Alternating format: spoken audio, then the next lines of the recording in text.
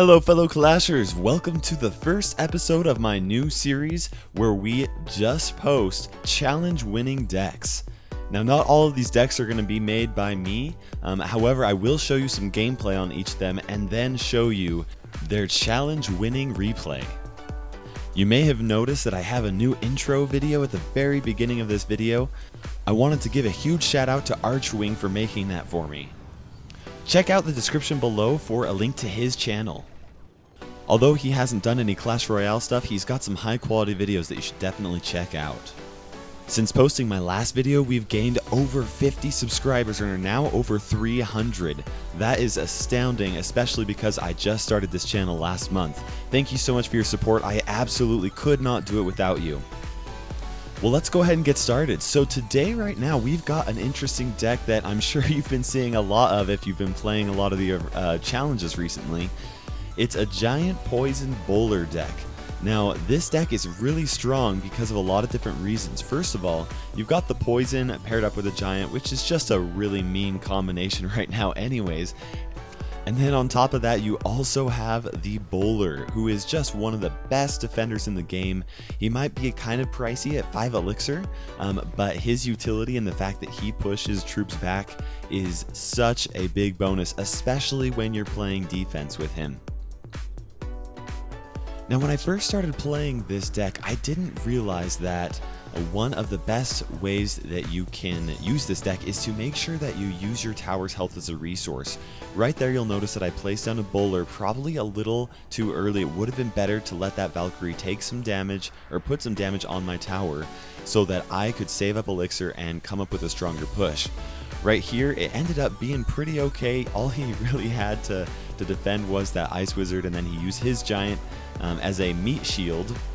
But as you get used to this deck and how you can defend and when you should not and when you should make a push, you'll make some really great plays and your opponent really will not be able to stop you. Now this battle that I played, I was still learning this deck when I was playing it, and so I made pushed a little too early. It ends up being okay, but one of the best things that you can do when using this deck is making sure that you are not going for giant pushes before 2 times elixir, unless you have a really massive elixir advantage. How you're going to get that elixir advantage is by making sure that you have elixir collectors up, and if you have 2 of them, then you're usually pretty good to make a giant push. In 2 times elixir is when this deck really thrives, and so you'll want to make sure you wait for that 2 times elixir to really go for giant pushes. That being said, you know that the giant is your primary win condition. One of the best ways that you can use him is placing him behind the king's tower and then building up a force behind him as he slowly makes his way to the bridge. The next card in this deck is the poison, and right there you see me using the poison on that elixir collector and that tower. That's not always the greatest play to make, especially when you don't know what your opponent is using in their deck. That being said, it was one of my only options. I didn't want to go for a push. I had the giant and didn't have the elixir collector yet, but now I've got the elixir collector out. He's making a push probably a little too soon, especially because he's going for a pretty heavy deck. And right there you see that he has the lightning. Now the giant lightning combo is actually a really strong one in this meta, especially because the lightning now resets the target of troops, including the Inferno Tower. Now the next card here is the bowler. Now a bowler is a really fantastic card, especially on defense because he pushes things back, but that being said, he does cost 5 elixir, and so if you have a giant and a bowler, that is your 10 elixir, and you might be able to get another supporting troop if you don't have elixir collectors or 2 times elixir up. That is why I don't recommend making giant pushes at the very beginning, because this deck does not balance each other with only a giant and a musketeer backed up behind it. Where it's really strong is when you have multiple of the supporting troops behind the giant, and if you can get that, then you're set. Now the musketeer is another really great card on defense. You'll want to make sure that you use her pretty carefully, especially in the first part of the game, because she will cross that bridge eventually, and troops that are going to be countering her on the opponent's side of the field will definitely make their way over towards your side, and you have to be prepared to counter that. Because this deck does not have really small elixir costing cards, you will need to make sure that you're careful about which troops you use to defend in which circumstances. The Mini P.E.K.K.A. is your primary card to use when you are facing people with the Giant or the Hog Rider or even the Royal Giant, and the reason why is because we do not have a defensive tower in this deck, which makes the Mini P.E.K.K.A. your primary way to clear those troops. So use him carefully, especially in the first half of the match when your opponents are going to be making pushes and you're preparing to make your pushes. The Guards are the next card, and Guards are just such a powerful defense card. You can use it against the Valkyrie and the Mini P.E.K.K.A. and the Lumberjack, and even a Hog Rider if you're okay using your tower's health as a resource, which is a good thing to do in this type of a deck. Now, while we talk about the last two cards, I wanted to point out that we're actually now watching the winning replay of the 12th round done by keatOn101 using this deck.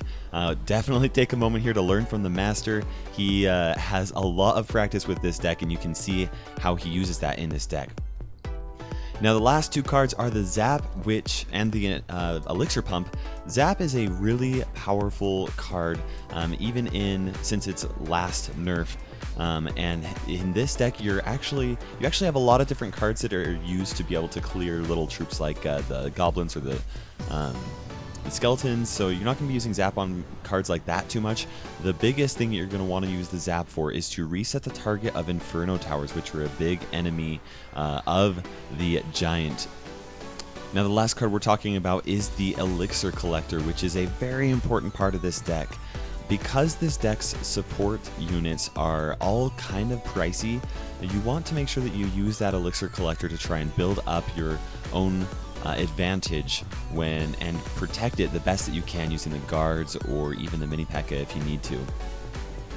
Now, you'll see right here Keaton is using the Bowler as a primary defense card. Even when he has other options available, he is using that Bowler, and one thing that I like to see him doing here is using that Bowler because it right there sets up a perfect opportunity for him to place down a Giant, and then that Bowler just clears up that Valkyrie and then that Guard also helps as well. And here our opponent Zelman doesn't have any way that he can stop that push. He tries to finish it off with that Mini P.E.K.K.A., but it was a little bit too late, and here we've got a well-placed Musketeer that clears up that Mini P.E.K.K.A. Now, here he is trying to build up even more of an elixir push, or elixir advantage, rather than putting down other troops with that Musketeer. Once again, places that Bowler at the very back as a primary defense card. At this point, Zelman knows that he can't win. There's just not enough time, and with that Bowler back there, he's got such a strong defense that Zelman just cannot pass. And so he shows that, and with that falsely placed Zap, and keatOn101 here has a very easy victory. Number 12 in the Grand Challenge. That wins Keaton a massive amount of cards. And so as you're watching this, make sure that you do realize that this deck does take some practice. I was not able to make it to the 11th round using this deck, so practice with it, but do know that this does have the potential. I wanted to give a huge shout out to keatOn101 for letting me use his replay in this video, and I wanted to give a big thanks to all of my faithful subscribers and followers. This is KairosTime ticking by, and we'll see you in the arena.